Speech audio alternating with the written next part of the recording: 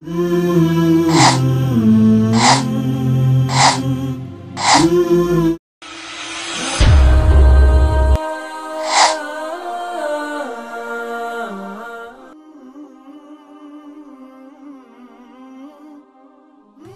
اور دیگر عالمی طاقتوں کی جانبداری اور عالمی قوانین کی پامالی نے دنیا کو جہنم کدہ بنا کر رکھا ہوا ہے۔ اسی ناانصافی، لاقانونیت اور توسیع پسندانہ عزائم کی کوکھ سے دہشت گردی، بنیاد پرستی اور شدت پسندی جنم لے رہی ہے۔ یقیناً اگر دنیا کو انصاف مطلوب ہے، دہشت گردی کا خاتمہ درکار ہے اور امن و امان کا قیام منظور ہے، تو اسے سب سے پہلے اسلام اور مسلمانوں کے خلاف جاری ناانصافیوں کے خاتمے پر توجہ مرکوز کرنا ہوگی، کیونکہ اس کے بغیر دنیا میں امن کا سورج طلوع ہونا ناممکن ہے۔ دیکھا جائے تو مقبوضہ فلسطین اور کشمیر میں جاری جدوجہد آزادی مقامی مسلم آبادی کا بنیادی حق ہے، اور دنیا کی کوئی طاقت انہیں اس کے حصول سے روک نہیں سکتی، جبکہ مسئلہ کشمیر کا تعلق براہ راست پاکستان سے ہے اور بیت المقدس مسلمانوں کا قبلہ اول ہے۔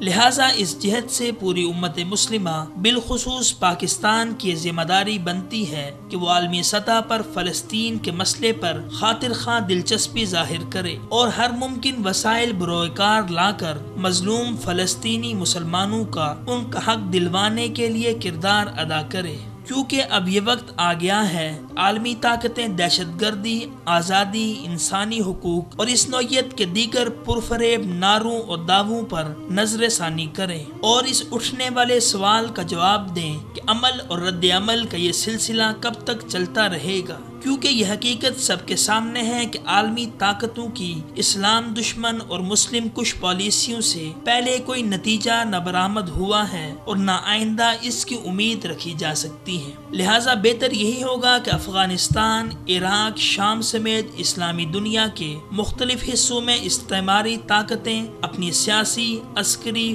فکری، ابلاغی اور سفارتی مداخلت بند کر دیں اور عالم اسلام کو اپنے فیصلے خود کرنے دیں، جبکہ استعماری طاقتوں کے دام ہم رنگ زمیں سے نکلنے کے لیے مسلم قیادتوں کو بھی متحرک اور بیدار ہونا پڑے گا اور خود سے وابستہ عوامی توقعات کا ادراک بھی کرنا ہوگا۔ اس سلسلے میں پاکستان سمیت تمام اسلامی ممالک کو دنیا بھر کے مظلوم مسلمانوں کے حق میں بھرپور آواز بلند کرنا ہوگی اور دنیا کے ہر فورم پر ان کے مقدمات کی وکالت کرنا ہوگی۔